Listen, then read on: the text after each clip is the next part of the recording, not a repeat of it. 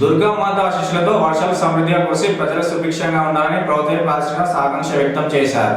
రుద్రంగి మండల కేంద్రంలోని శ్రీ లక్ష్మీ నరసింహస్వామి ఆలయంతో పాటు ముత్యాల పోచమ్మ, దుర్గాదేవి మాత ఆలయాల్లో శుక్రవారం రోజున శాసనసభ్యులు ప్రభుత్వ శ్రీనివాస్ కుటుంబ సభ్యులతో కలిసి మొక్కులు చెల్లించుకున్నారు. ఈ సందర్భంగా వారికి ఆలయ అర్చకులు వేద ఆశీర్వాదం అందజేసి తీర్థప్రసాదాలను అందించారు.